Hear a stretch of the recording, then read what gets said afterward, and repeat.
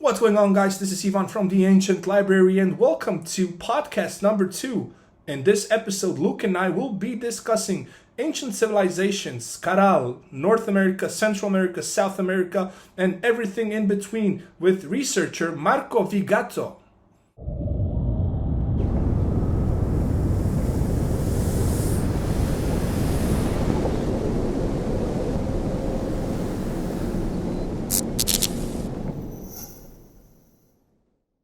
Hi, guys. Welcome to another episode of the Ancient Library podcast. And today we have a special guest on the show. My very good friend Marco Vigato from Italy, who's currently residing in Mexico, a fellow researcher, writer, and we love to have you on our podcast. So thank you for joining us, Marco. Well, thank you, Ivan. It's a pleasure to be with you on the show today. So, Marco, we've been following your work. I have been, especially in the last couple of years since we met. You've made some incredible developments, and some of your work has really made headlines around the world. So, tell us a little bit more. People know you're a researcher, you're an explorer. So, tell us a little bit more about it. Yes, as you said, I've been living in Mexico now for the past 7 years, really focusing on the study of ancient Mesoamerican civilization. That's always been a big passion of mine. Of course, being here in Mexico, I had the opportunity of visiting some truly amazing sites, many really off the beaten path. And then a few years ago, I decided to start this research organization called the ARX Project and set it up as a foundation here in Mexico with the objective of sponsoring and funding archaeological research conservation efforts across Mexico and Central America. And with the foundation, we have now conducted two important projects. One in Mitla, which, as you say, has now made a global headline news, and another one in the south of the state of Mexico. Awesome. So before we get going deeper into the discoveries at Midline, the Zapot Underworld labyrinth you found with your researchers, tell us a little bit more about the ARX project. From what we know, it's a group of researchers from different academic fields and nationalities who have come together to work in this project. So it encompasses more ancient sites. So can you tell us specifically a little bit more about the ARX project itself, like an introduction to people who may not know it today? Sure, sure. Well, if you think about the field of Mesoamerican archaeology, there are literally thousands, maybe even tens of thousands of sites that are just awaiting a discovery. The national research organizations, like the National Institute of History and Anthropology here in Mexico, they have a very limited funding. Most of that funding is actually going to conservation and to maintaining what's been already uncovered. Even in that case, the budget is very limited. So there is actually very little funding that is going into new research. And that's where I think that an organization like ours can really help to make the difference by funding new research, new projects, as well as helping in the conservation of the Mesoamerican heritage. It's a very sad thing, particularly in a country like Mexico. There are literally thousands of sites that are completely abandoned, exposed to looting. And so having that kind of infrastructure, resources, even just the publicity, the visibility that helps to create, I think it's huge for our understanding of the Mesoamerican past, and particularly something that I'm very passionate about, which is the question of the origins of Mesoamerican civilization. And so that's why a few years ago in 2020, we brought together this group of researchers. Again, that includes people from very different backgrounds. We have archaeologists, conservation experts, architects, digital artists, each one bringing a different expertise to conduct multidisciplinary projects. A big part of our vision is to deploy the latest technologies for the study of the ancient past. And that's why many of the projects that we're conducting, like the Mitla project that we'll be talking about in just a moment, they use these new technologies. you've certainly heard about the recent findings in Guatemala using lidar. So yes, yes, there is so much potential with the use of these non-invasive technologies and what they can bring to the study and to our knowledge of the ancient past. So that's, in a nutshell, the vision of the ARX project. We also facilitate funding to archaeologists, to independent researchers, of course, working very closely with the authorities. We have actually a very close collaboration with the Mexican National Institute of History and Anthropology, the National Autonomous University of Mexico, just to promote these kind of research. That is really interesting. So the ARX project is basically a unique, let's call it, environment where different types of researchers can come together and study basically the history of Mesoamerican civilizations, and that is amazing. And so basically, we will be posting the links to the ARX project and how you guys can support the project in the description later on in this video, so you guys can check it out if you haven't already. And what I just want to switch back to what we were talking about lidar and how much you, as a researcher and as someone who studies ancient civilizations, how much did lidar impact the development of the study of ancient civilizations throughout the years? So, like when it popped up, and then archaeologists and researchers started using it, how much did it change? How powerful a tool is it? I think it's been huge, really, for two reasons. Number one is just that it brings down dramatically the cost of doing that type of research. Would have taken years of field surveys in very difficult terrain, like the north of Guatemala or the Mexican jungle in Tabasco, in Chiapas. Now can take just a matter of weeks. You can cover literally hundreds of square kilometers. So it's a much lower cost type of methodology. It's much more efficient. And also the type of information that it provides, particularly in areas that are covered by very thick, very heavy vegetation. It's really transformative. Think about a very recent discovery in 2017 of this massive early Maya site of Aguada Phoenix in Tabasco. We're talking about one of the largest man-made structures in the entire American continent, perhaps in the whole world, a structure with a volume greater than the Great Pyramid of Giza that had gone completely unnoticed for centuries until people and the team actually conducted these LiDAR scans to reveal these structures. It's something that it's hard to realize when you live in a very like urban environment, just how nature itself can conceal the remains of ancient civilization in an area like these. I've been person to many of these remote ruins in various parts of Mexico and Guatemala, and sometimes you're literally standing on top of a pyramid, on top of an ancient monument, without almost realizing it. The potential of this new technology to reveal patterns like entire settlements, roadways, things that would normally go unnoticed in regular archaeological investigation is huge and truly, I think, transformational for the field of Mesoamerican archaeology. Just entirely covered too. Like people don't even know it.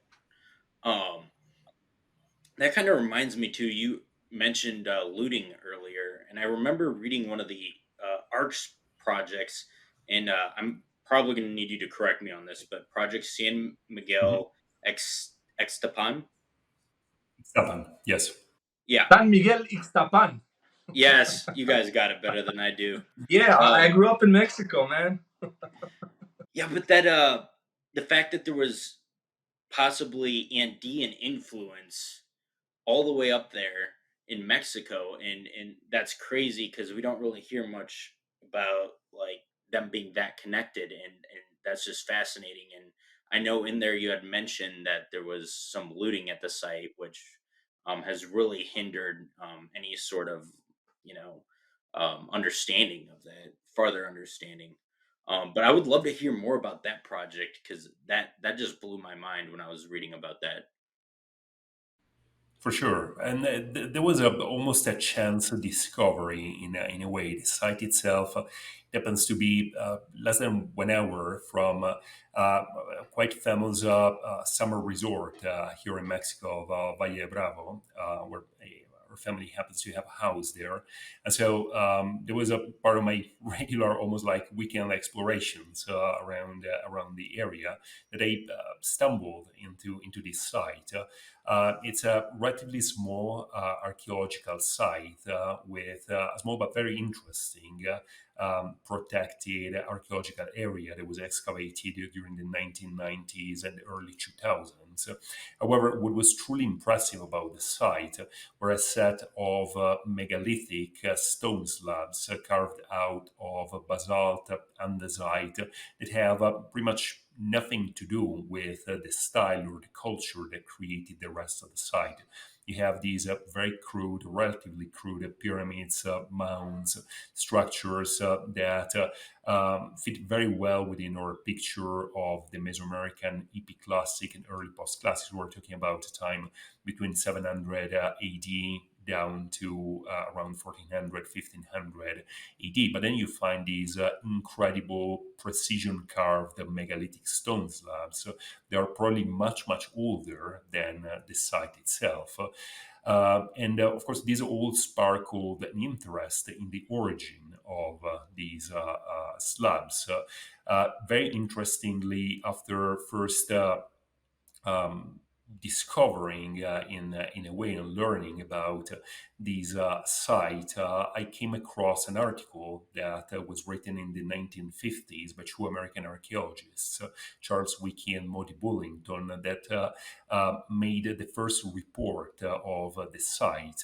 And the title of the article just blew my mind. The article was literally titled "An Andean Influence in Central Mexico," as if Wow. suggesting some sort of South American influence. It was published in American Archaeologists, which is probably the most prestigious Cambridge journal on Right. Mesoamerica Right. and Mesoamerican archaeology. And you would expect that that would have literally like just brought about so much more interest in the site in the area, but just nothing happened. They just ended up being buried in the academic record. Nobody really took an interest in this site, and again until the 1990s or early 2000s, where some initial excavations were conducted. And the reason is that most Mesoamerican archaeologists, when they saw images or when they visited the site and got to see these slabs, they immediately dismissed them as colonial artifacts. The mainstream view was that these artifacts were way too sophisticated to have been manufactured without the use of metal tools. And because the mainstream assumption is that Mesoamerican civilizations did not possess metal tools, they were hard enough to work basalt or andesite with that level of precision, with the kind of right angles that you see, they must be colonial. However, we now know, and this is thanks to excavations that were conducted in the 1990s, that these slabs are actual pre-Hispanic artifacts. So, in a way, Bullington and Wiki were vindicated by this new research. The problem is that this new research didn't really get publicized a lot. Definitely not outside of Mexico, not even within Mexico. And this is why, with the work of the ARX Project, and again in collaboration with the local archaeologists, with the Secretary of Culture of the State of Mexico, we have started a project to document all the existing artifacts. In some cases, these extraordinary megalithic objects that are exposed to threat of looting and vandalism. So our first priority was to ensure their conservation. We actually created a small site museum Right. in a location called San Francisco Los Nopales. We've sponsored and funded the removal of some of the slabs to a safe place within the protected archaeological site of San Miguel Ixtapan. But there is so much more to uncover, and that's why we're now planning a more comprehensive study of the site that may include a LiDAR survey of the area, which is densely forested. They may include petrographic analysis on the stones to understand their composition, hopefully identify what kind of tools were employed, like a complete survey of the area to identify the potential location of quarries and other structures. Because as of now, nobody knows where these slabs came from, what civilization created them, or how old they are. That is really interesting, and I wanted to ask you a couple of things. So, when we're talking about slabs, you say megalithic slabs. Yes. How big are they? Oh, they're massive. Let's say there are some finished slabs that weigh probably in the range of between 2, 3, up to 5 tons. So picture like a single slab. Most measure around 1.8 meters, around 6 feet Wow. tall, by around 1.4 meters wide, or another like 4 to 5 feet wide. And again, we're talking about slabs that are made of very hard basalt or andesite, perfectly carved with geometric carvings. What is interesting about these slabs is that they all carry the same carving, which is in the shape of an inverted T on top of a rectangle. So it's a relatively simple geometric carving. But then when you analyze the details of the execution, that's what's really astonishing, because you have really precise right angles, raised margins. It's very similar, and actually, already Bullington and Wiki and Bullington, the first archaeologists that are reporting on the site, they compare it to Tiwanaku or Pumapunku style of architecture for the precision of the stone cut, for the type of geometric carvings, the right angles, and so on. So that's something entirely unique in Mesoamerica. No other artifacts of this kind have ever been found in Mesoamerica. I would dare to say this is the most sophisticated stonework that I've ever seen in any Mesoamerican site. I would say probably outside of Peru and Bolivia. So we have a very big mystery there around the origin of these slabs. As I said, their age and what their purpose or function was, because the reality is that many of these are just found reused in later structures. There are 3 of these slabs that were used as construction stones in the church. They were actually used as Yeah. part of the foundations of the colonial church. There are 2 more that were found within an ancient pyramid at the site that's been dated to 700 AD. But again, that only tells us that these slabs already existed in 700 AD, when the ancient inhabitants of the site placed them as a sort of altar or a sort of offering within this pyramid. But our hypothesis is that these slabs are much, much older than that. How old? How much Uh, older? What does much older mean? Right now, we don't have lots of elements to date the slabs with certainty. Just based on the style and the level of erosion that we can see on some of the slabs, my hypothesis is that they're at least pre-classic. So they could be contemporary with the Olmecs, who we're talking about over 1,000, maybe 2,000 years BC, but it could very well be older. The interesting thing with these slabs is that even those that have been found in an archaeological context, they already show a very significant level of erosion and ancient repair. So they were clearly already damaged, they were repaired with stucco in ancient times. So that tells us they were probably already very old and prized relics at the time. The only carbon dating that has been done at the site was of a burial that was found on the top of a pyramid mound, where 2 of the slabs were found. And the carbon dates came back in the range of 1500 BC for that burial. Again, Wow.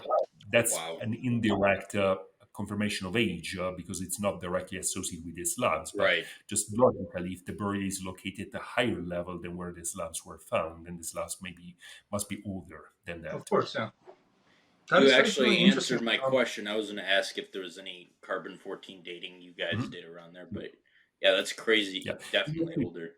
Part of what we want to do now in the second, as we plan like a more extensive, more comprehensive research project at the site that would involve some limited excavation of some mounds, of some quarries as well, that will involve hopefully dating with carbon dating of the finds. We also recently uncovered last year a megalithic quarry at the site. I can hopefully provide a lot more information about how exactly the slabs were extracted. In that quarry, we found a huge slab, probably 15 tons in weight. It's by far the largest we have found Wow. That's at the site. insane.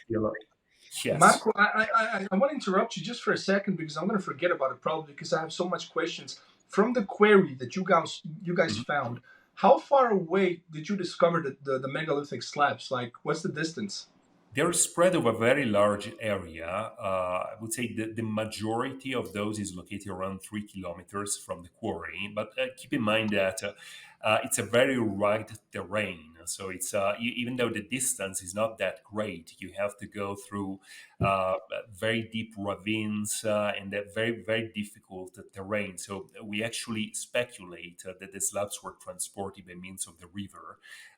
One interesting aspect Uh, of the quarry is that it has what could be a ramp, some 70 or 80 meters long, that is leading down from the quarry to the river, down from a actually pretty deep ravine.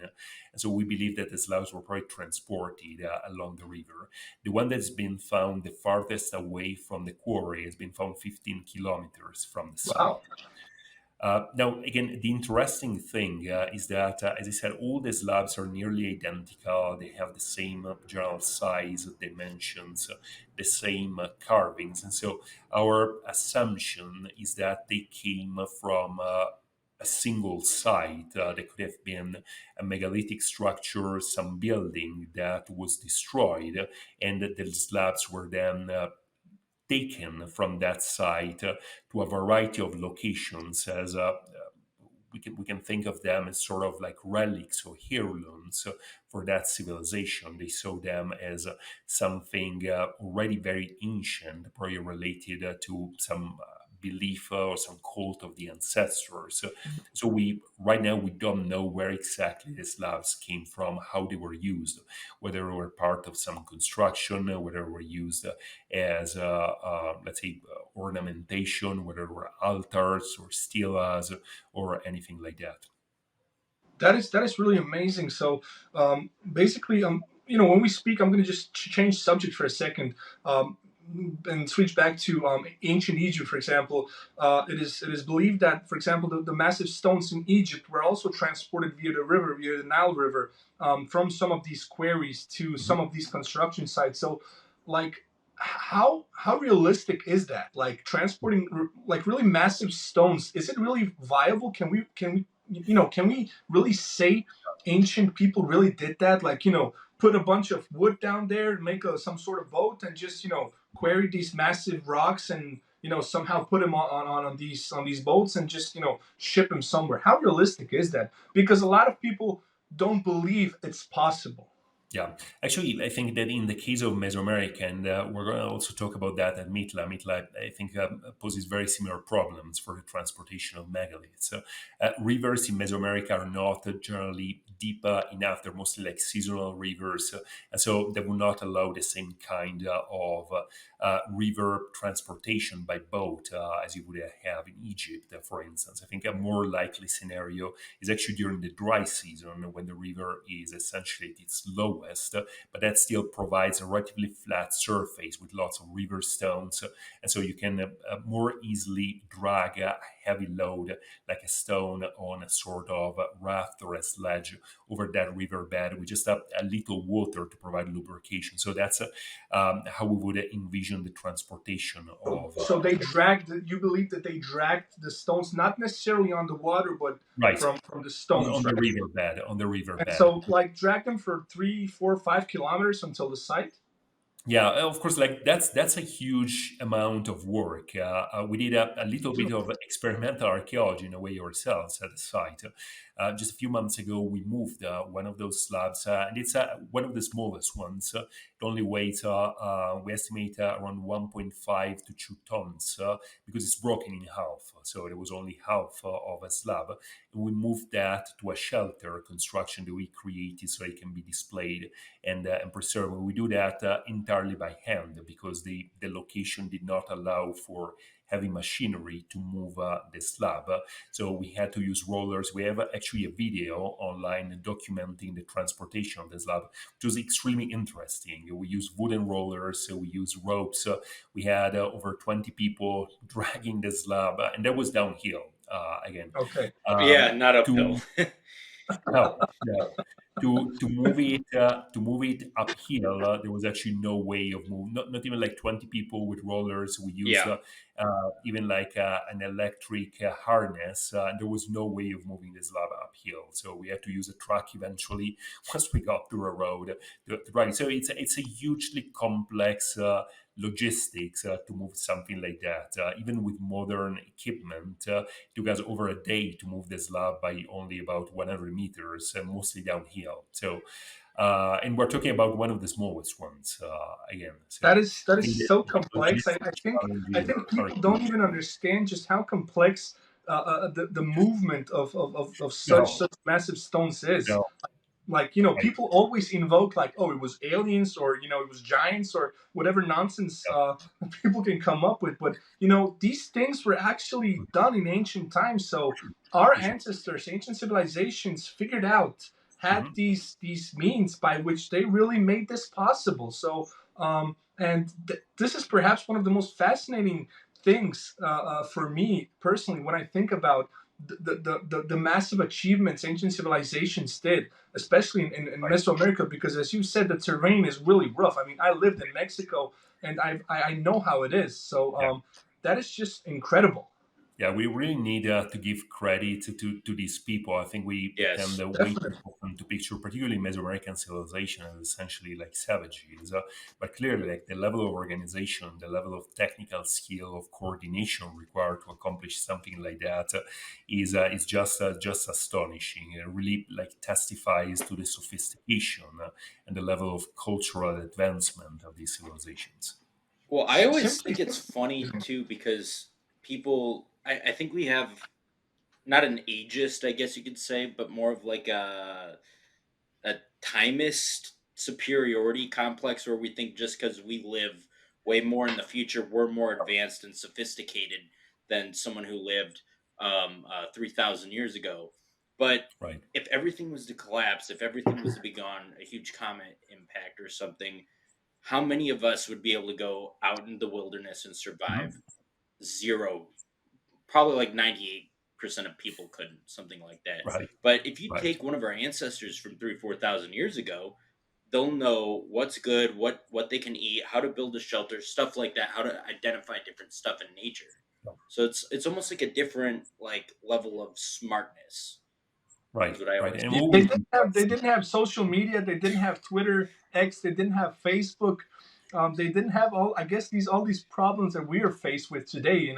Where we live. So I mean, I would love to be able to hop onto a time machine and go back 2, 3, 4,000 years just to see. I don't have to interact with them. I don't have to like say hi, I'm from the future or whatever. I just want to be able to see, like, for example, who built Teotihuacan, for example. Yeah. How the Olmecs did what they did, how they developed, and travel back to Peru, the ancient civilization of Caral, for example, one of the first pyramid builders in America, um, and just see how this was done.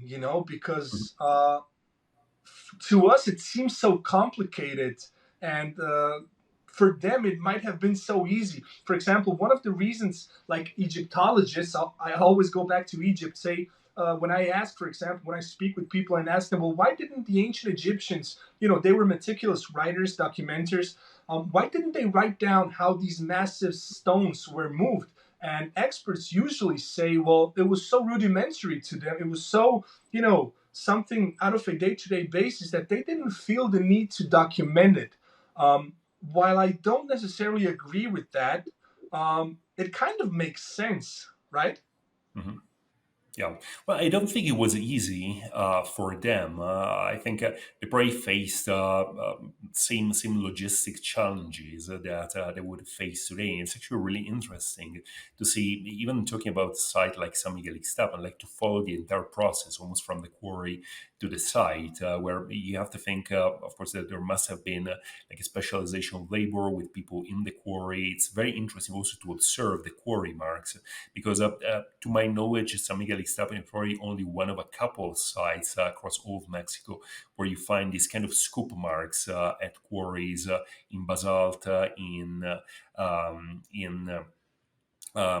essentially very hard type of stones, very much as you find in Egypt at the Aswan quarry. It's exactly the same type of scoop marks, of quarry marks. Really? That speaks to us of some quarrying technique that at some point was widespread throughout antiquity, and we don't necessarily understand. I don't believe these were created with just like pounders, like pounding on stone. And then think about like the ramps that he had to build. I talked about these probably 70 or 80 meters long ramp, take them down to a river, the transportation over several kilometers. So it was a massive workload, a massive effort. And again, the population at the time was not even that great. So they must have had a very specific reason as to why they chose to build with such huge stone blocks, as to why they even decided to create these structure. And I think it's very simplistic to just dismiss all of that as okay, it was just like some ritual purpose, which is I think Right. very often a way of saying we don't really know why they did it. But again, I do think that there must have been some very important purpose as to why ancient civilization decided to create these incredible megalithic structures. That brings me to the question I have to ask it: why? Like, why go through so much effort? Logistically speaking, I mean, you don't need to just tell people what to do. You need to feed them. You need to provide where they're gonna sleep. You need to have some sort of organization. You need to do so many things to get these people to do stuff. So it just blows my mind. Like, why go through all that trouble? Right. Is it, as you just said, for ritualistic purposes, religious purposes? What was the reason behind that? Because it had to have been something extraordinary, because if it hadn't been something extraordinary, we wouldn't be seeing it and discussing it today. So why do you think they did it? Yeah, yeah, and I think it's also the contradiction that you find, and you see it, I think, very clearly in Mesoamerica, between and in South America as well, between these incredible high precision, huge megalithic constructions, and then the relatively like crude structures that you find around them. It's almost as if there were almost like two different civilizations, one that came after the other, that created these different structures. And again, I think that in time, some of these spaces, some of these structures may have been ritualized, but that their original was eminently practical. There was a functional reason, I believe, why they had to work with such huge blocks of stone. They may have been related, and people have postulated various hypotheses. For instance, in the case of Peru, that they want to create seismic resistant structures to withstand earthquakes, for instance. Some people go even as far as claiming that the choice of particular types of stone was meant to create certain resonance effects, certain like electromagnetic effects in some cases. I think these are definitely areas of research or directions of research that are very worth investigating, but that typically most archaeologists are not very open to, either because they lack the knowledge for that, or because they just dismiss it outright. It's just impossible to even conceive that an ancient civilization could have done something like that for a practical purpose that we may not understand, and not just for simple ritualistic purposes. Why do you think Um, so many archaeologists are happen to be so close-minded on that? Because I know a few that are like Good question. A real good extremely question. smart, but Mhm. they're I just think like, nope, that's it. That nope, not at all. And it's like there's a lot of stuff out there that like I even disagree with, but I still listen and I'm still open. And it's like it could be, but I don't right. think so. I'd just like to see more evidence. But there's like Graham we were talking about earlier. Like just Yes. Yes. villainized, you know? Well, you will be surprised, however, particularly having worked now a lot with Mexican archaeologists, at how open most archaeologists are to these kind of hypotheses. I think there is definitely lots of openness to consider also Yeah, alternative explanations. I think the main issue is that in most cases, archaeologists, like experts in any other discipline, really they tend to be specialists. So they tend to focus on just like very specific aspects right. of, let's say, ancient civilization or their specialty.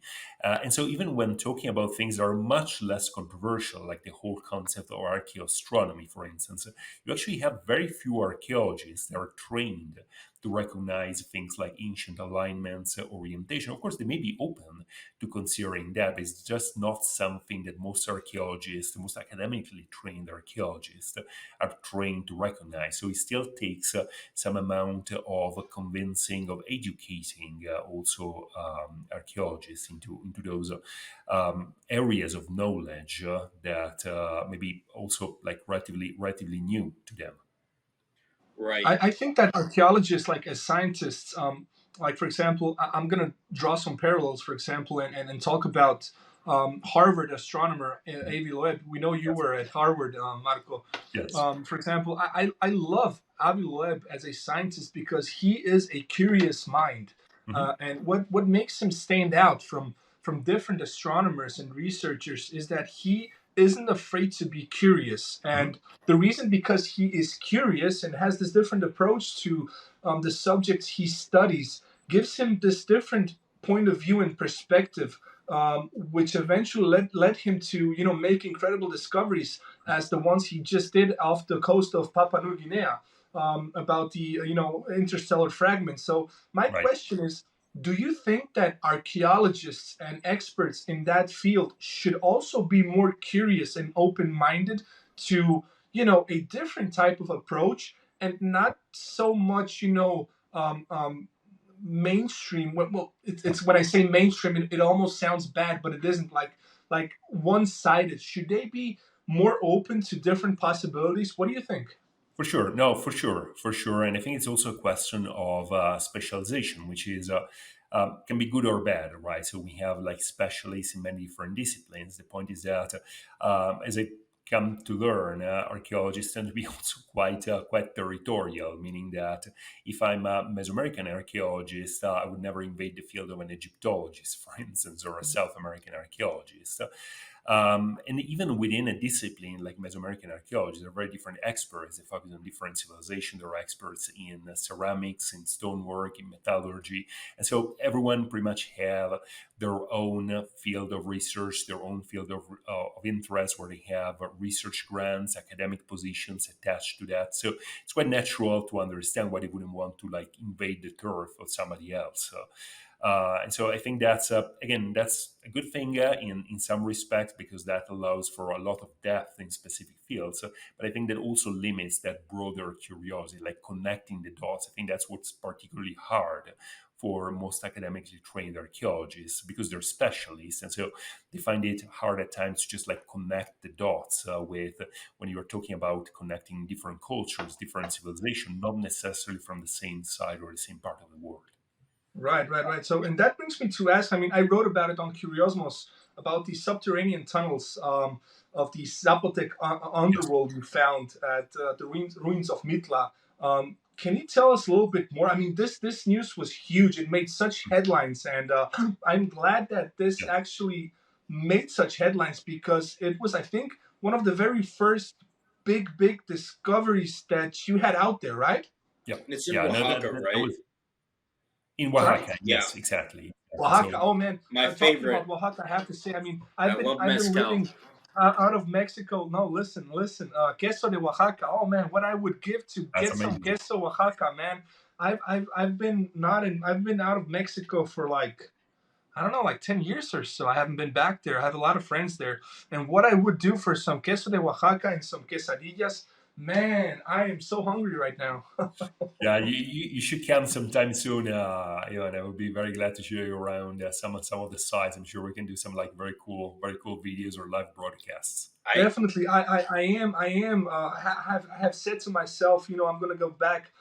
I actually own a place in Cancun. I haven't been there in quite some time, so I hope that in the near future, and if work and health permits, I will be back in Mexico, and hopefully Luke and I will be able to meet you somewhere in Mexico and explore Hopefully around a soon. little bit.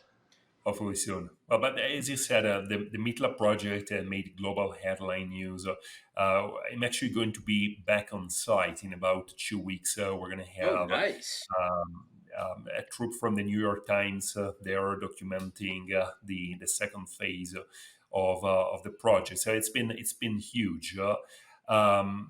Just to give you an overview of the project itself and the site, Mitla is a Zapotec archaeological site, so it belongs to the Zapotec culture.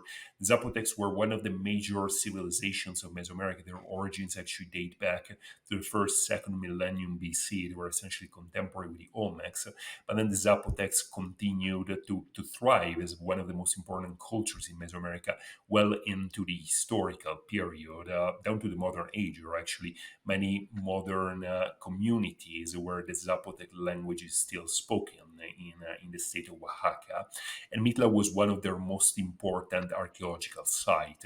Mitla always had a funerary association. It was essentially the royal necropolis of the Zapotec kings of the Zapotec elite, and it was particularly during the late classic and the post-classic period of Mesoamerican civilization. So there has always been a very strong association between Mitla and the underworld. The reason why Mitla was so important in ancient times is that it was considered to be quite literally an entrance into the underworld. And that we believe that the reason for that is the existence of some vast underground cavern or a cave system underneath the site. We don't know at this point whether we're talking about some natural caverns, some artificial space or artificially modified spaces. But stories, legends, traditions of the existence of a very large subterranean chambers, extensive tunnels under Mitla have been circulating since the pre-Hispanic times. We actually have an account from Father Francisco de Burgoa, which was compiled in 1674 based on older documents, that describes the exploration of the underground labyrinth of Mitla. That's how Burgoa describes it, as an underground labyrinth by Spanish priests and soldiers at the beginning of the 16th century. He describes this very confusing network of subterranean chambers containing various mummies or religious objects, and how all of these then connected with a massive cavern called the Lioba, which was identified by the Zapotecs as an entrance to the underworld. Bourgois actually dedicates an entire chapter of his book to the description of the underground labyrinth of Mitla. His description is extremely detailed. He goes into the detail of each one of the chambers, the function of these chambers. And what is most interesting about the account is that, as Bourgois says, the Spanish priests then decide to block and seal all the entrances to this subterranean labyrinth. The way they did that was by building a church literally on top of the site, on top of what was then probably the most important Zapotec temple of Mitla. So right now you have this beautiful colonial church which was built in the early 17th or late 16th century in Mitla on top of an ancient Zapotec palace. So you can actually see the foundations of the Zapotec buildings underneath the church, these massive monolithic lintels that once covered the doorways of this structure. And this is where we conducted a geophysical study to see with geophysical methods, including ground penetrating radar, electrical resistivity, and seismic tomography, try to understand whether there are actually subterranean chambers underneath the church. And this is what the geophysical method showed. There are, in fact, several subterranean chambers that seemingly connect to each other by means of passageways. They're located on different levels. So all of these matches Bourgois' description of the subterranean labyrinth of Mitla. And what I wanted to ask you, when we speak of subterranean, labyrinths and whatever, we always ask of size. How big were they? Like Mhm. massive, as for example, in Saqqara, beneath the Step Pyramid of Djoser, you have an underground world that's several kilometers in length. How big is the one in Mitla? Well, what Bourgois says, who again is the main source, and probably the last person who saw the chambers for himself before they were sealed by the Spanish, he talks about four very large subterranean chambers that communicate with a space that he describes as a cavern, even though the description itself is quite puzzling because even though he talks about a cavern, he also talks about pillars. So it says that the roof was supported by pillars and that it Wow, had that is branching passageways like streets of a city. That's the description he provides, so that the Spanish priests who ventured down into the labyrinth were afraid of getting lost at some point, and so they wow. retreated back. But what Bourgois says, and again, like we have to take these accounts with a pinch of salt. But what he says is that according to the local traditions that he collected from the inhabitants, that tunnel or that cave extended for 5 leagues below the ground. So we're talking about many kilometers in length. Now, what the geophysical survey shows underneath the church is two massive chambers. The first one is located at a depth of around 6 meters below the floor level of the church. The measure is around 15 by 10 meters. So we're talking about a very large subterranean chamber. That chamber then communicates by means of what looks like a descending passage or a shaft with another chamber which is of even larger size. We couldn't actually map out the full extent of that chamber because that it continues beyond the perimeter of the area that was surveyed with geophysical methods. But what we can tell is that it goes down to a very significant depth of over 18 meters below the ground. So just to give you a sense, it's almost 60 feet, the equivalent of a six-story building underground. So we're Wow. talking about some very large, very deep subterranean chambers.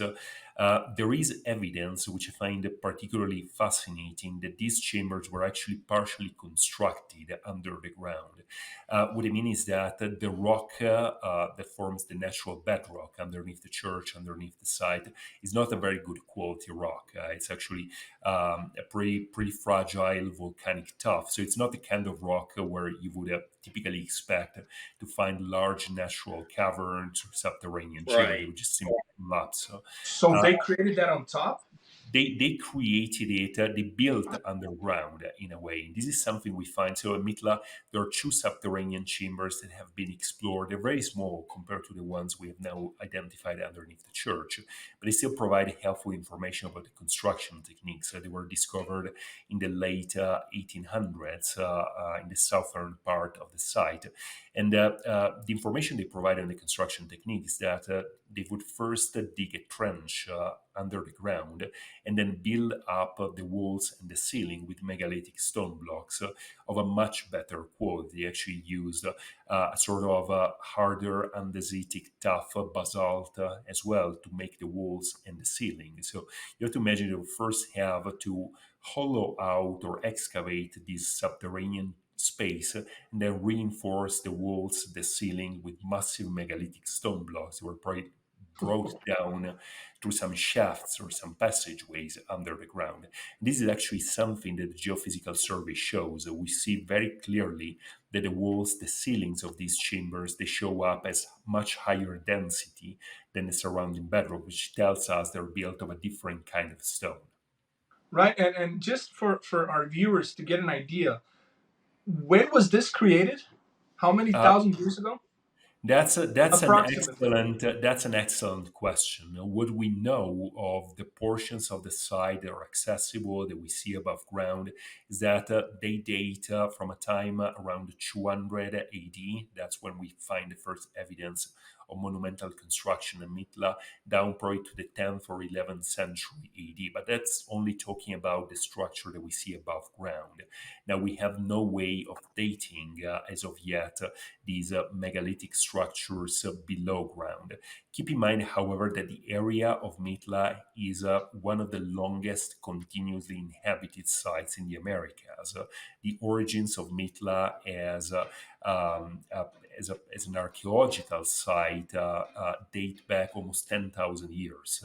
Wow. Actually, the earliest evidence of human occupation at Mitla was found in a cave called Gila Nakisha, which is located only 3 kilometers to the north west of Mitla, where the earliest evidence of crop domestication in the Americas has been found, dated to between 7,000 and 8,000 years BC. So the site Wow. itself is potentially very, very ancient. It's much That's older actually a than the huge Zapot. deal then. So if you find agriculture and domestication back then, that's like big news. And like for all we know, I mean, these structures that you guys found beneath the surface could be well over 2,000 years old.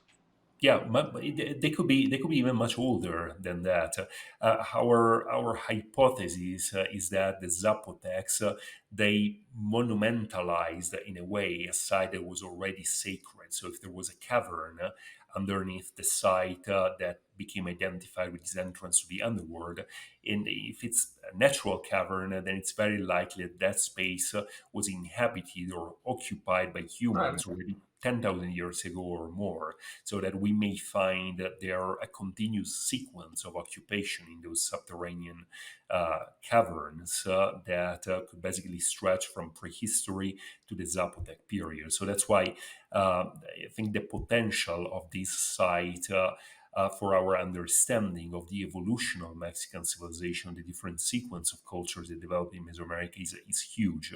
And the idea of finding some sort of subterranean space that has been in use for probably thousands of years underneath the site could be the equivalent of a Mexican or a Mesoamerican Gobekli Tepe in a way. I do really believe that. I was That's going to exactly I say think. that earlier. That Yeah. I was thinking the same thing. I'm like, this is a Luke Mexican and Luke Gobekli and I, Mark, Tepe. Luke and I, we're like connected mentally somehow. So when he said it out loud right now, I was thinking it back in my brain, like, you know what? This is the equivalent of Yes. Mexican or Mesoamerican Gobekli Tepe. Luke, go ahead.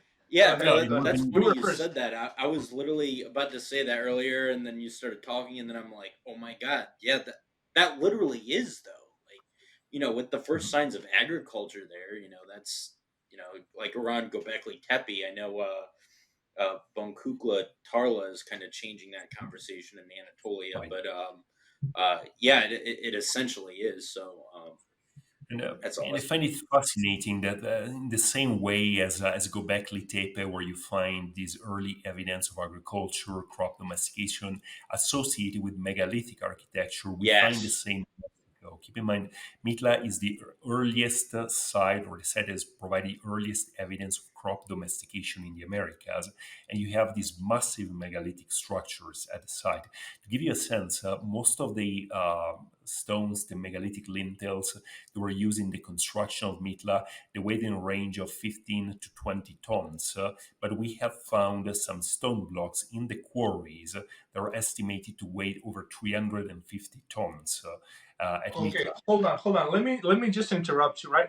I have to. What? Okay, so like before, we talked about the megalithic slabs, a couple of tons, and they moved them like they rolled them down. How on earth did these people thousands of years ago then manage to hypothetically? You said how many tons? 100 tons? 300? 200? 350. Okay, so how? How? Like Yes, how? Like was that's it the really manpower? Was it slabs? Like fascinating. what? Wow.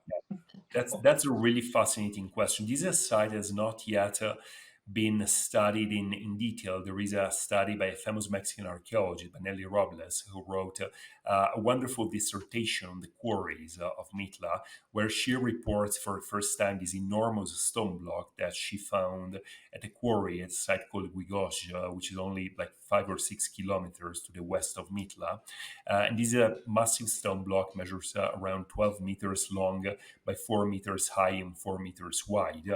I was able to document that a couple of years ago. Picture didn't really do it justice because the block is so big and it's completely covered in shrubs. It's on a steep mountainside, so it's a very difficult area to access. But it was very clearly carved and very clearly extracted from the bedrock. Now we have no way of knowing how the plant transported down from the quarry, but clearly, if they quarried it, they must have at least devised a way of moving it. It's not the only one. Right now, as I said, we'll be back in Mitla in about 1 week, and we've got reports of more of these enormous megalithic stone blocks. There is another one of which we have the location that is probably equally as large, if not larger, than these ones. So we're talking about a stone in the range of 250, maybe up to 400 tons. That still lies in its quarry, not far away from Midland. So we want to document that. Now, the question is how and where were these stone blocks used? I think it connects directly to the nature of these subterranean chambers. Again, keep in mind what they said, that the bedrock there is not of very good quality, so they would have had to literally build this structure, not only hollowing them out of the bedrock, but then like building the walls and ceilings with massive megalithic stone blocks under the ground, which is what we find in these subterranean chambers. Now, these subterranean chambers have been explored and accessed in the late 1900s. They are not very big. I think at their widest, they measure probably like a couple of meters across, and still the lintels, the monolithic lintels that form the roof, they weigh in the range of 20 to 30 tons. Now, if we have a room which is 15 by 10 meters and it was roofed with megaliths, that's where a 12-ton megalithic, 12 meters, sorry, 300-ton megalithic stone blocks would be used. So imagine building something like that with stones 300 tons in weight, 18 meters below the ground. Ow. That's Ow. an Ow. engineering achievement that I think is probably unparalleled in the ancient world. Basically, what we're talking about, like, I mean, I knew Mitla was a big deal, based on what I've learned in the past, and obviously what you brought to light in recent in your recent research. But like, this gives, like, I don't think, like, Luke, like, most people, do they even know just like how big of a deal this is? Like, we're speaking about in the middle of Mesoamerica, present in Mexico, stone slabs, 200, 300 tons. Like, today, to move that, we need literally cranes. We Yes, need heavy yes. machinery. We need some big stuff to move that. I mean, like, and again, like, we're talking about stuff that was built, carved, quarried 2000, maybe even Mhm. longer. So like people, I don't think people are aware of the importance of such sites. Yeah, yeah. Yeah, and that's like what really inspired me years ago to really like in Ivan as well. I know like there's just a lot of people that aren't aware of that. We're just kind of like, and like you said earlier, Marco, like people just like walk right over these sites and don't even Right. realize it. And especially in Mexico, I think we have that impression about like Italy and Greece and Mhm. Egypt, but like Yeah, but they Mexico don't walk. especially. They don't walk, Luke. They don't walk above them, or they don't walk, Right. near them. Most of the megaliths, from what I've seen here, for example, we have some in Croatia as well. Italy has a bunch of them too, and there's a bunch of them in Dalmatia, towards Greece, and but these are, most of them are above the surface and aren't nearly as old as the ones Marco is Right, talking about. right. So like, this is basically, Mitla is to Mexico what Göbekli Tepe is to Turkey right now, and and I almost Tiwanaku is feel to a sort Bolivia, of and Usirian injustice. is to Abydos. Yeah, I think there are lots of Yes, parallels there to and be. I feel that like there is right now, knowing all of this, what you're telling me right now, Marco, is I feel a kind of injustice in a historical and archaeological context because there's so much like energy and attention being given to Göbekli Tepe, and rightfully. Yes. And you are the only researcher in the last couple of years who has really like given so much energy to bring this to the attention of not only ordinary people like Luke and I like and like people here on the page on the ancient library, but to experts as well, because at the end of the day, to have people from UNAM, from the Mhm. Universidad Nacional Autónoma de Mexico, and from Instituto Nacional de Antropología y Historia, to have people from those institutions working with you, that's a big deal. And that tells me that you are basically the one who's telling them and showing them, you know what, you missed this, you should take a look at this. Isn't this what you're doing? Yeah, and I think this is what is like so fundamentally different about our approach compared to other like researchers and other organizations who really work in partnership with these academic institutions. So with the National Institute of Anthropology, with UNAM, we really want to bring in the specialists to examine these sites. And as you say, there is so much that we can uncover in Mesoamerica. I honestly don't know why these many of these sites don't receive the same attention that other megalithic Right. sites in South Africa or in Egypt are receiving. But the reality is that you have incredible megalithic sites throughout all of Mesoamerica that are nearly unknown to the general public. So a big part of what we do with the ARX project is creating a documentation of this site, creating awareness of these. And again, what I talked about, some megalithic stuff and Mitla, this is just the tip of the iceberg. There are probably dozens of similar sites, many of which we don't even know of. Almost on a weekly basis, I receive reports of sites, of findings in Mexico. They are quite astonishing indeed. Just a few weeks ago, it came out in the international media. They discovered this Olmec pyramid in Puebla, the first Olmec site Yes. discovered in Puebla. And it was a complete chance discovery. Apparently, what happened is that some torrential rains just eroded down a cliff face, and they uncovered the face of this massive megalithic wall, which is some 2 meters long or so, according to reports. I'm actually going to the site in 1 week to document the finds. But there are probably dozens of similar sites like that we don't even know of.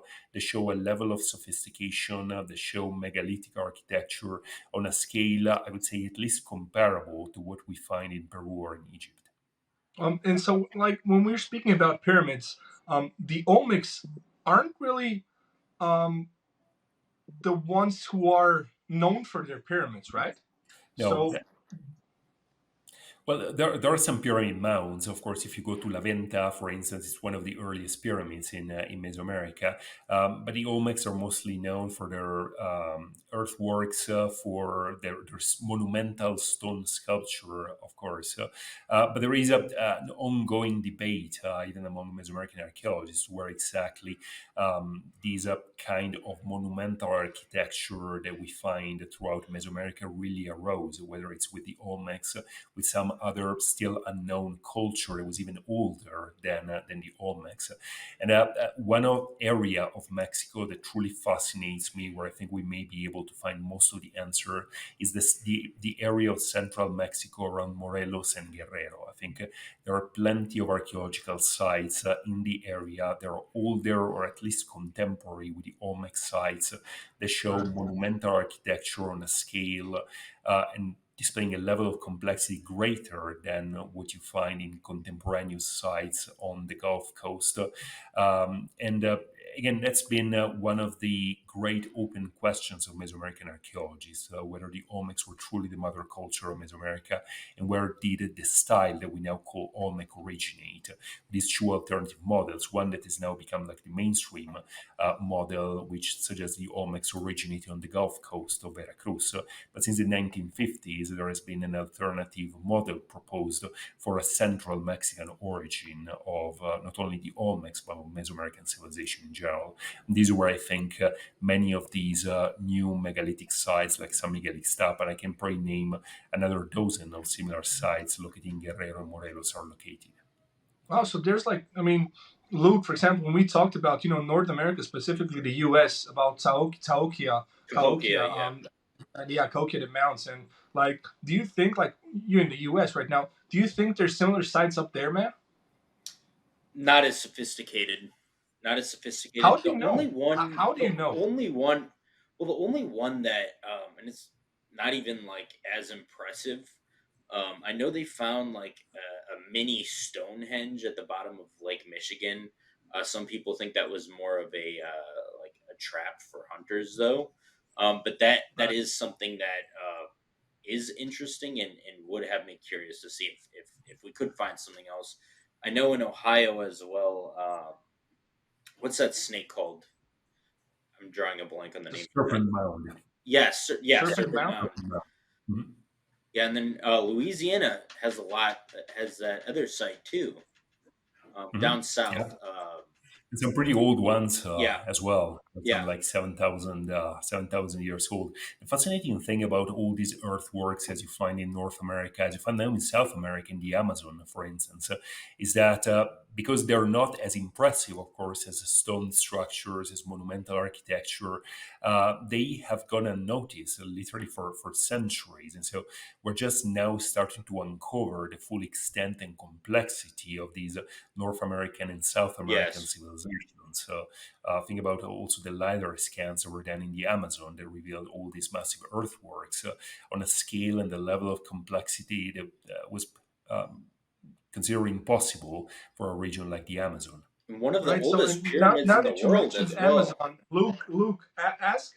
I know we discussed about Yeah, Brazilian pyramids, and you brought it up. So I'm yeah. gonna let you There's swing at it. something like 1,000 of them just in the Amazon alone, Brazilian Amazon, which is crazy because I know a lot, of mainstream archaeologists in the past have, kind of like neglected, the eastern part of South America, and they mostly consider the western part as having the most sites, but like, I don't think it's just very small isolated tribes that would be able to build pyramids in No, the Brazilian no. Amazon. So it's And like, so basically, and I wrote about this a couple of years ago. The oldest pyramids on Earth, from what we know, based on research right now, are the mound pyramids, or dirt pyramids from Brazil. They're the oldest. They're Yeah. not the most sophisticated, but they're one of the oldest. And it is believed, based on the little exploration that has been done in Brazil and in general in the Amazon, it is believed there once existed thousands of these structures. Now, these structures were shaped as a pyramid, had a flat top, and like a temple on top of it. Now, most of these pyramids are they're overgrown and they don't look like pyramids today. But what is fascinating for me, for example, when I found out about this years ago, is that some of the oldest pyramids are in Brazil. And Marco, I wanted to ask you this, having known that we literally a couple of years ago found out that the Amazon was home to a somewhat very sophisticated civilization. So, what are your thoughts on that? Like, now we're switching from North America to South America and the Amazon. What are your thoughts? Did a advanced civilization, and when I say advanced, by no means am I saying flying cars or whatever, an advanced civilization exists in the Amazon? Yeah, yeah, no, I think it's definitely a fascinating field of research. Is one of those like big blank spots on the archaeological map of the world, at least where very little archaeological research has been conducted. And again, new technologies like lidar are now changing slowly, but surely changing that landscape. But I think you raise a fundamental question: would we be able to identify an advanced civilization if we found one? And I think a very common bias is that we're always looking for us in the past. We're looking for ourselves in the past. We're thinking that every advanced civilization must necessarily follow the same path, going through like writing, kingdoms, monumental architecture, and so on. So it's very hard for us to even conceive of a civilization like these Amazonian civilizations that clearly was home to a population of hundreds of thousands that possessed vast urban-like settlements connected by massive causeways, possessed some form of sophisticated agriculture without any sort of monumental architecture, for instance, without stone sculpture, all the things we generally associate with advanced civilization. So I think we also need to reconsider our own definition: what is an advanced civilization, and also the possibility that civilizations may have gone down a very different path than the Mediterranean civilizations, for instance, we generally consider to be the epitome of civilization in general when we think at least about archaeology.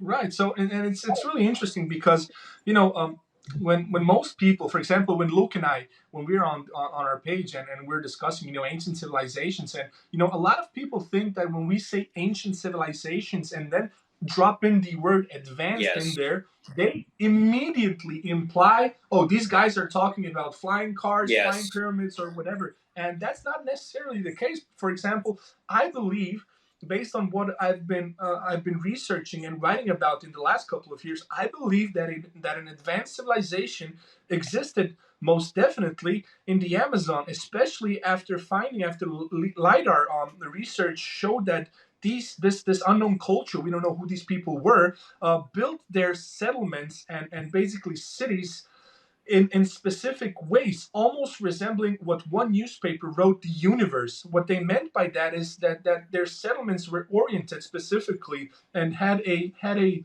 sort of Yes. like specific direction. So that tells me these people, they were not ordinary hunter gatherers.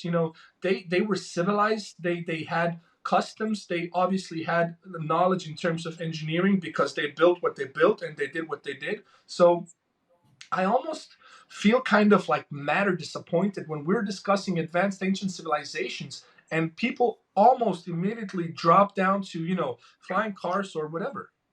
Right, right. And I think it's really remarkable. Even if you think again, going back to Mesoamerican civilization, the level of sophistication that these cultures achieved. Think about the Maya calendar, for instance, which was one of the most sophisticated mathematical, astronomical creations during the entire history of mankind. And now we're constantly pushing back the origins of that creation up until just probably a few years or decades ago.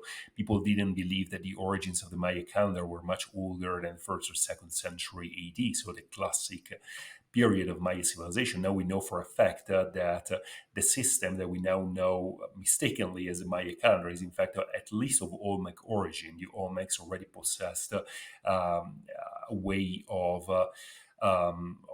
doing astronomical mathematical computation. They could express time in cycles of thousands, even millions of years.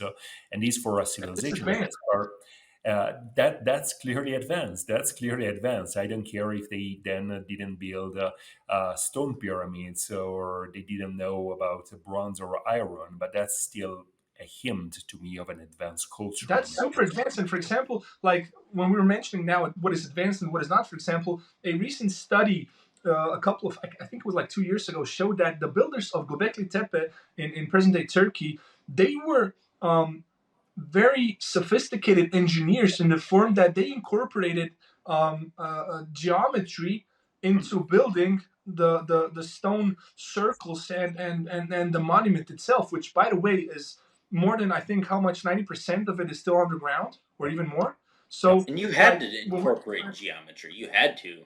Like, there's no way I Yeah, don't but think it could be like we built without literally it. found out now, like a couple of years ago Yeah. or whatever. Like we didn't know, like because when we discovered Göbekli Tepe, it was like, oh yeah, these bunch of stones randomly thrown around, blah blah blah. Yeah. And then when archaeologists started investigating, much like what like Marco is right now doing in Mitla, they started uncovering more and more evidence. And right now, what like mainstream scholars are telling us, like hunter gatherers built Göbekli Tepe. It was probably an astronomical observatory, or better yet, it was one of the first temples on Earth. But what we're discovering right now just tells us that these people were not hunter gatherers.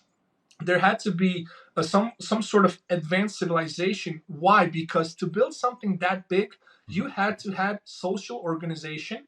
You had to have some sort of hierarchy. Like you couldn't just build it out of the blue. It's so massive. It's so ginormous that in fact there's nothing in similar size that has ever been found on Earth. Mhm. So that tells you these people were not ordinary hunter gatherers. They couldn't have been.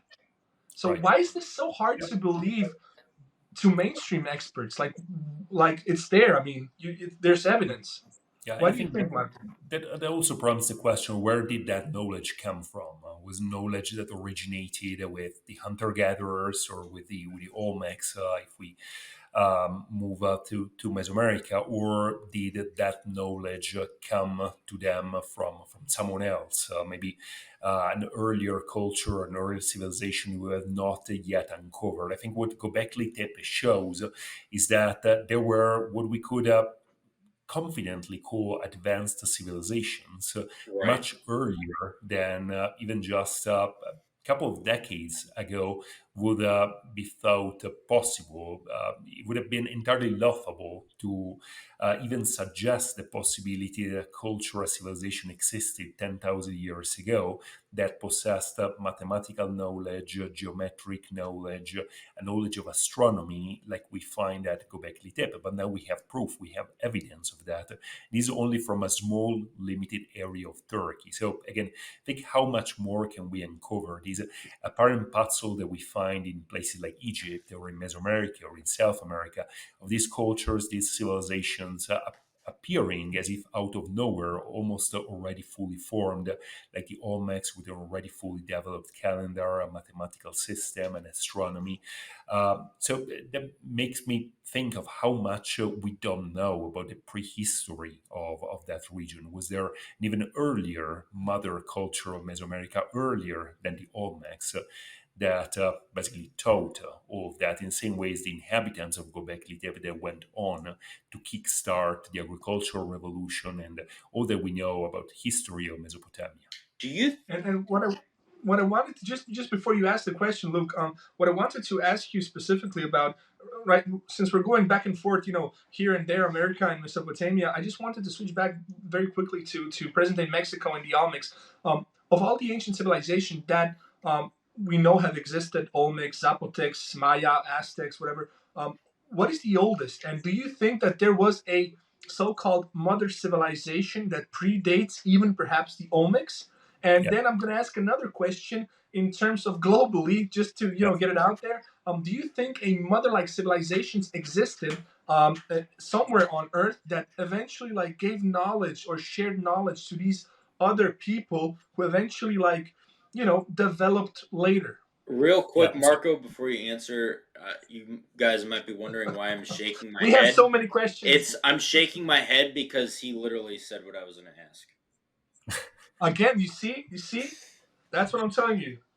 well, keep in mind that we have known about the Olmecs only for the past 80 or 90 years. Yeah. It's not. It's still a fairly recent knowledge, a fairly recent discovery. And when the first Olmec artifacts were uncovered at San Lorenzo, at La Venta, this colossal Olmec stone heads by the likes of Matthew Sterling, for instance, there was a lot of skepticism in the academic community because at that time the mainstream view was that the Mayas were the oldest Mesoamerican civilization, and that the origins of Mesoamerican civilization stretched back at most 2,000 years, to what is now known as the classic period of Maya civilization. So it was a shock when Olmec civilization was discovered, and was when archaeologists started to realize when the first carbon dates were taken in the late 40s and early 50s that these sites were actually a full 1,000 years, in some cases a full 2,000 years earlier than Maya sites. Right. And what you find that there is this wonderful quote by Michael Coe, who is one of the most famous Mesoamerican archaeologists, where he remarks that things were not getting simpler or more formative. So what we call the formative period of Mesoamerican civilization, what you realize is actually you find a high level of complexity at a time when such a level of complexity was not considered to be possible. If you look at Olmec sculpture, for instance, I would even dare to say that in many cases it's superior to much later Maya sculpture, even in the field of the arts, architecture. In some cases, some of the achievements of this early Mesoamerican culture were never surpassed at any other point in time in Mesoamerican civilization. So now, when you ask the question, were the Olmecs truly the mother culture of Mesoamerica? For a while, archaeologists believed that the Olmecs were truly the origin of all Mesoamerican Right. civilization. This so-called center-periphery model in which what was then called the Olmec heartland that was identified in the Gulf Coast of Veracruz. It was believed that then from there civilization spread out all over Mesoamerica, down even to Central America, to Honduras, Guatemala, where Olmec artifacts have been found. However, this paradigm has been challenged in the recent decades because some very old Olmec style, because again, I don't think they're necessarily Olmec artifacts, were found in places very far away from the Olmec center, with dates as early as those found in the Olmec center. One incredible site is Teopantecuanitlan in the state of Guerrero. I do not know why it is not one of the most famous sites in Mesoamerica. I actually believe very few people have even heard the name of Teopantecuanitlan. Yet it has the oldest monumental stone construction in the entire American continent. It's a massive stone temple. It includes Olmec-style colossal heads, massive stone-built walls, a sunken patio. It contains the earliest evidence of Mesoamerican writing and calendar system, and it's found very far from the Olmec center, yet it is at least contemporary, possibly older than San Lorenzo, which is considered to be the earliest Olmec capital. So that prompts the question, where did the Olmecs really originate? And was there even an earlier culture than the Olmecs that may have existed somewhere in the central Mexican highlands in Guerrero or in Morelos that later evolved into the Olmecs? Could it be possible that they could also originate from like the Andes somewhere? I know like there's some fascinating sites there, like Corral as well, which is Yes. something I'd always been super fascinated by. Um, Yes. There must have been, I believe, some sort of two-way connection or exchange between yeah. Mesoamerica and the Andean region. Now, when you see, for instance, like the earliest origins, what we would call complex civilization, we now know, for instance, that corn was first domesticated in Mesoamerica, at Mitla, actually, in this Yep. cave of Gila Nakish, around 9,000 to 10,000 years ago. Then somehow corn, the Mesoamerican variety of corn, made its way to South America. So we start finding evidence of domesticated corn in Ecuador, starting around 7,000 years ago, so around 2,000 years after Mesoamerica. And genetic testing demonstrates that the South American corn derives from the Mesoamerican variety, was domesticated in the valley of Oaxaca. So that shows there was influence from Central America to South America. But then when it comes, for instance, to the first monumental architecture, then you have a site like Caral, which is over 5,000 years old, which is the earliest monumental architecture in the Andes, which is older, arguably, than the first development of monumental architecture that we know of in Mexico and Mesoamerica. So that creates a sort of puzzle in which it looks like Mesoamerican civilization had a head start over Andean civilization, but then Andean civilization evolved much faster, or at least went through these subsequent stages of civilization that included monumental architecture, metallurgy, much faster than Mesoamerica.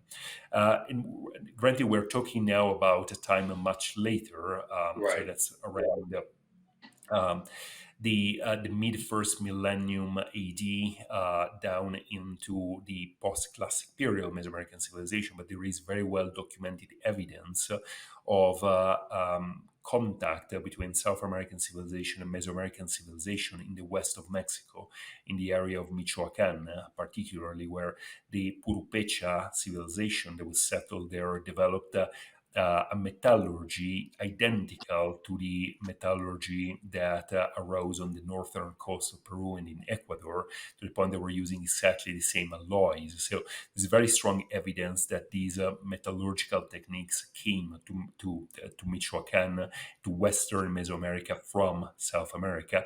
There is even linguistic evidence in the form of the Purupecha language that was spoken Yeah, by this ancient culture. The Purupecha also are also known as Tarascans, and that language is considered a language isolate within the panorama, within the landscape of Mesoamerican languages, but it shows remarkable similarities to the Quechua spoken in Peru and Ecuador. So there may be a connection there. We don't know now when this connection happened. It can only maybe date back to only a few centuries before the time of the Spanish right. conquest, or it can go back much, much further than that.